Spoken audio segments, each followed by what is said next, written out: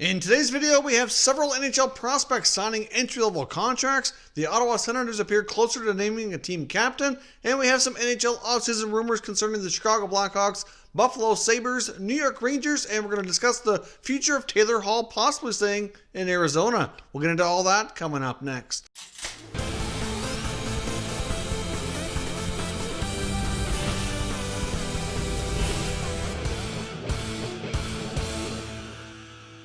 So welcome back to another video here at Top Shelf Hockey. Now, as I mentioned, today we have several news items. Let's kick things off with the contract signings we have to discuss here today. We have several prospects signing new deals with NHL clubs. Now, the Winnipeg Jets have signed prospect defenseman Declan Chisholm, who was a 2018 fifth-round selection. He's a right-shot defenseman from the OHL, playing for the Peterborough Preats. Had a very solid offensive season last year, putting up 69 points in 59 games, coming off a 48-point season the year before that. So clearly he's been improving year after year, which is a great sign. Like I said, the fact that he's offensively gifted with the right shot certainly makes him a very attractive prospect by Winnipeg. And for a team who's desperately in need for some good, solid defensemen to develop and move up in their system here, he certainly is a very interesting prospect and a bright spot here for their prospect depth. Now, the Vegas Golden Knights have also signed a prospect defenseman, also a 2018 fifth-round selection, also from the OHL, except this player played for the Windsor Spitfires, Connor Kokorin, also a gifted offensive right-shot defenseman. Also signed a 3-year entry-level deal here with Vegas. A pretty good size, is 6'2", almost 200 pounds, and he's pretty offensively gifted, as I mentioned, but 54 points last year in the OHL, so another solid defensive prospect here signing for Vegas. So a couple of late bloomers and fifth-round picks for these clubs to get signed here to entry-level deals. Nice to see some of the late draft picks getting opportunities. The Dallas Stars have signed Fredrik Karlstrom, who was a 2016 third-round selection. He's a pretty good-sized center, 6'2", from Sweden. He's been playing in Sweden since he's been drafted. Played the past 3 years in the SHL for the Vaxo Lakers. Put up 19 points in 50 games last year. Due to his age, he gets a 2-year entry-level contract, and we'll have to wait and see if he makes the jump to North America for the coming season. I think a lot of that's going to depend on when the NHL season actually gets underway, or if there's going to be an American Hockey League season as well, because obviously he's going to need a place to play next year. Very well might spend another year in Europe and have this contract slide one more year, depending on the status of all these leagues once we hit the fall. Now, we also have another very interesting signing, another Anaheim Duck defensive signing on a one-way deal, a 2-year contract for Cody Curran, who's a left-shot defenseman, 30 years old, never drafted in the NHL. Certainly fair to call him a late bloomer for sure. He was born in Calgary, Alberta. Played his junior hockey in the AJHL, which is the Alberta Junior Hockey League. Upon completion of that, he went into U Sports for the University of Calgary. Played there for parts of 5 seasons. Obviously got himself an education, which is obviously going to come in handy, which is great to see. And then from there, he had an opportunity to play pro hockey at the lower level. Split 2 years between the American Hockey League and the East Coast League. And then went over to Europe, where he's been for the past 3 years. The last 2 of which he spent playing in Sweden. And last year, certainly was the best out of the 3 for sure, putting up more than a point per game as a defenseman. Certainly gained a lot of attention by NHL scouts looking to bring European players over to the NHL. He had 49 points in 48 games. Like I said, he's got himself a 2-year deal for the Ducks, one way, so he's guaranteed NHL salary, $1 million per season. So, as I mentioned before, some interesting signings by the Ducks. We've seen now several defensemen who are not established NHL players getting one-way deals, and I just can't help but adding more fuel to the fire here that they're going to end up trading a more established defenseman from their blue line, because they've got way too many players on one-way deals, many of which, though, are affordable, low-risk contracts. So Bob Murray certainly has plenty of options in Anaheim for how to fill out that blue line for next season. One other quick note regarding NHL players and signings. A former defenseman who's played mostly with the Ottawa Senators but finished up last year with the Ducks, actually, was Chris Weidman, who's signed a 1-year contract to play over in the KHL. So he'll be making the jump to that league next year. He'll be paid the equivalent of approximately $500,000 American dollars, and obviously be looking to get his career back on track. Really, ever since leaving Ottawa, he's bounced around to, I believe, 3 different NHL teams, and really just has not had a sustained level of success. But he is a pretty good skater, pretty good mobile, puck-moving offensive defenseman. We'll see if he can have success over there and get his career back on track. Now, as I mentioned as well, the Ottawa Senators appear to be closer to be naming team captain, and it's quite possible that once the next year in 2020-2021 gets underway, that a team captain is quite a possibility.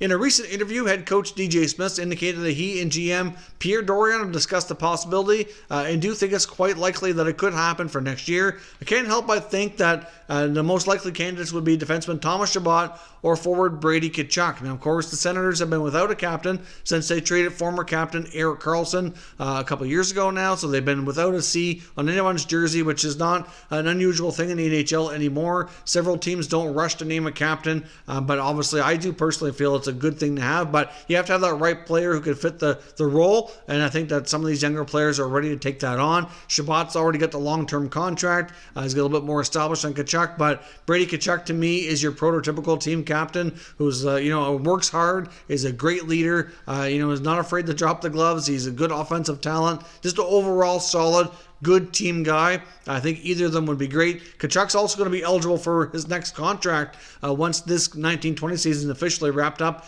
and we hit the offseason. He's got 2 years out of the 3 of his ELC completed, so we'll see where this goes. But the Sens have plenty of time, considering they're not one of the 7 teams going into the 24-team resumption format here for the playoffs. They have a lot of time on their hands before they get back on the ice and certainly do not need to rush. But I'd love to know your thoughts on who you think should be the next team captain of the Senators when they're ready to name that player. Now, as I mentioned as well, I want to take a look at some offseason rumors concerning a handful of teams, and we also want to look at Taylor Hall. So let's start with him and his future. Will he actually move on to a new team in free agency, which many people thought he would, but some recent comments in an interview conducted recently makes you think that maybe, just maybe, he might stay in Arizona. He did have a lot of great things to say, but as I mentioned before, you have to take all these comments with a grain of salt, given the fact that he's not going to badmouth the team he's with. He does seem to really like it there, though, from a personal standpoint. He said he loves the coaching staff, has made some great friends, and loves the area. His only complaint was the arena location, which obviously the Coyotes need a new arena, or at least a new long-term arena solution anyway, so that might not be a big detriment for him to overlook to sign a new deal. But as I mentioned before, if the Coyotes stand any chance to sign this player, they're going to have to shed a lot of salary because they're right up against the cap and without a contract for him, and he's going to be looking for some longer term and some good cash. Obviously, this playoff run that they have an opportunity to go on in this 2014 format could have a big impact on where things go. I think of all the pending UFAs, he's probably the player who has the most to prove and the most likely to kind of have his future somewhat determined by how things go. Clearly, Arizona might not be willing to commit so much money to him if things don't go well, but if he plays really well and gets them further into the playoffs, then obviously that might make it more of a mutual beneficial thing to have him stay. But I guess we'll have to be seen. But listening to those comments, certainly sounded like he's open to staying. He's just going to be a real challenge, in my opinion, to get the deal done. So I'd love to know what your thoughts are down in the comments. Does Taylor Hall stay in Arizona, or does he leave via free agency? And if he does leave, where do you think he goes? Next up, I want to take a look at the Chicago Blackhawks. I was recently reviewing an article from the Chicago Tribune looking at the fact that the Chicago Blackhawks really do have a lot of difficult decisions to make this coming off season, and Stan Bowman is not going to have an easy task to get around this. He's got several players who need new contracts, and they're not going to have a ton of cap space to do it. With the cap likely remaining flat going into next year, they're only going to have about $5 or $6 million of salary cap space to work with without shedding some salary. They have a goaltender that they need to sign. Corey Crawford's a UFA. They traded Robin Leonard. They have Malcolm Subban, but he's not really the answer long term as a starter. So if they sign Crawford, what kind of money is he looking at?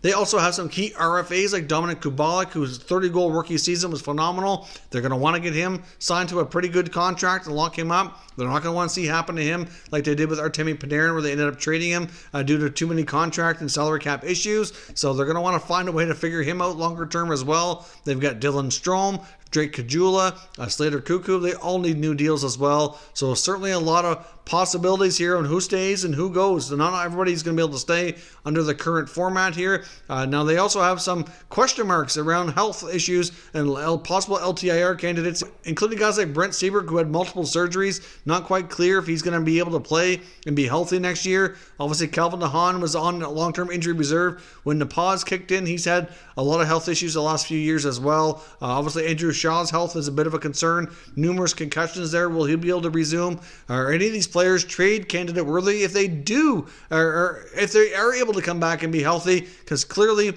their contracts are not overly favorable either. So a lot of tough decisions there to be made by Stan Bowman. They could also buy out some players, most likely being Zach Smith at center ice. He's got 1 year left at $3.25 million. You get Olli Mata, who they traded for and brought in from Pittsburgh last year. Didn't really fit in. He's got 2 years left at $4 million. I could see him as a buyout candidate as well, but they have no choice but to shed some salary to get their roster in order here, and it's just so many different options. It's really hard to say. As regarding trades, though, the one player who keeps coming up the most is Brandon Saad, who was up around a lot through the trade deadline. A lot of rumors surrounding him, but nothing happened. Nothing came to be. It was rumored that Stan Bowman was getting a lot of interest and came close to making deals, but nothing obviously was executed. But he's got 1 more year left at $6 million, and then he's eligible to be an unrestricted free agent. I think the odds of them keeping him beyond the full term of the contract are probably pretty slim, given the fact that they might not be able to keep him from a salary cap perspective anyhow, but he's been pretty consistent. He has hit 30 goals before, but he usually can be banked on for at least 20 to 25 goals. He was having a really good year. His play last year actually improved a lot, I thought, before the pause kicked in. His numbers were much better, so there was certainly an increased interest in acquiring him. And with only a year left with $6 million, even if the Hawks had to retain a little bit of salary or something, to find a trade for him, you would think would be pretty easy. If a team could acquire him for 1 full year to add to their roster for a playoff run, you think that's something they'd be interested in. He's been around the league a while now. He's getting a lot of valuable experience in Chicago, knows what it's like to win. Like I said, he's a proven 20-plus goal man. I can't see why there wouldn't be a lot of interest. They could really free up a lot of space that way. If he were moved and at least 1 or 2 of those players that I mentioned that's had a lot of health issues end up on long-term injury reserve, then their solution is right there in front of them to be able to create the space to get everybody else under contract. So let me know what your thoughts are on Chicago. Several solutions that could possibly present themselves to make the space necessary, but what do you see happening? Do you think Brandon Saad gets moved? And if so, what do you think is a reasonable return? Now, as I mentioned as well, I want to take a look at the New York Rangers and Henrik Lundqvist's future with the club. He recently did an interview with a Swedish media outlet where he's made some interesting comments I wanted to bring to your attention today in case you haven't seen it. He indicated that he was very, very surprised that he ended up being the third-string goaltender once Igor Shesterkin was called up, that was not something he saw coming. Between Shesterkin and Georgiev, they get the bulk of the playing time, and when Lundqvist did get put in goal, it just didn't obviously get a lot of success because he wasn't getting much playing time. The team seemed to play better in front of the other goalies as well, which certainly did not help matters, and really it looks as though his time with the Rangers might be up. But he also made the other big comment was that he wants to play for 2 or 3 more years. He's got 1 more year left at $8.5 million and is a prime buyout candidate or a trade candidate for New York. But obviously he has a lot of control over the trade aspect. So if he doesn't get the trade he wants or is comfortable with, then he very well can force them to not trade him, and it can end up being bought out instead, which would make him a free agent, and he can sign wherever he was able to. But the fact that he says he wants to play for multiple years certainly was interesting, because I know in the past he's always said he wanted to finish things out with the Rangers, but I don't see that being possible any longer, especially if he wants to play beyond the current upcoming year. So that's going to be quite a challenge. So my question to you today is, do you see Henrik Lundqvist accepting a trade to be able to carry on his career, or do you see the Rangers being forced to do a buyout for the remaining year of his deal, making him a free agent? And then where do you think is a good landing spot for Hank? There's clearly many teams that have some goaltending question marks. Where would he fit in? Probably as a backup, but what do you see happening with his future? Is it in New York or is it elsewhere? And lastly here, I want to take a look at the future of Rasmus Dahlin in Buffalo. He's had the player in Buffalo who's had the most trade rumors around him for the past couple of years. There's been some talk again as of late, especially after the comments from Sabres players like himself, as well as Jack Eichel, expressing frustration over losing and missing the playoffs for the last number of years. But we've had recent comments from the GM and Jason Botterill and head coach Ralph Kruger indicating how they see Ristolainen as being such an important piece to the team and a core player. For many people, they felt that likely decreased the odds that he would be moved, but the Sabres desperately need help at forward. They don't have a lot of depth in that area. They need to move a defenseman or two because they got way too many. And to me, Ristolainen would be one of the guys that gets you the best return.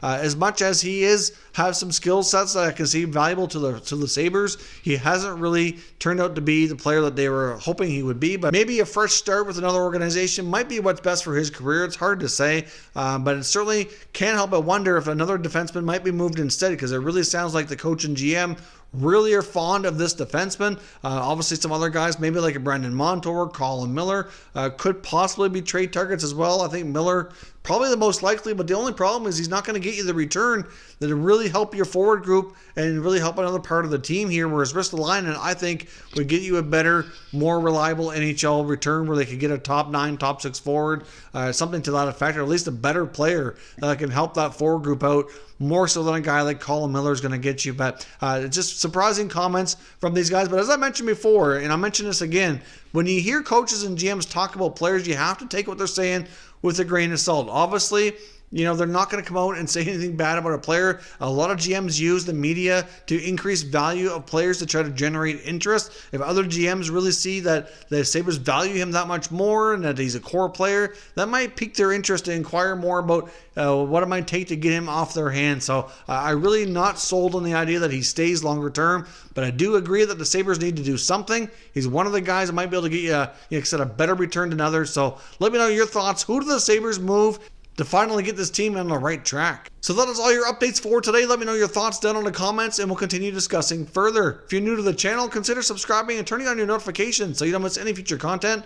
And give this video a thumbs up if you enjoyed it. I'd appreciate it if you did. As always, thank you for watching, and I will catch you next time.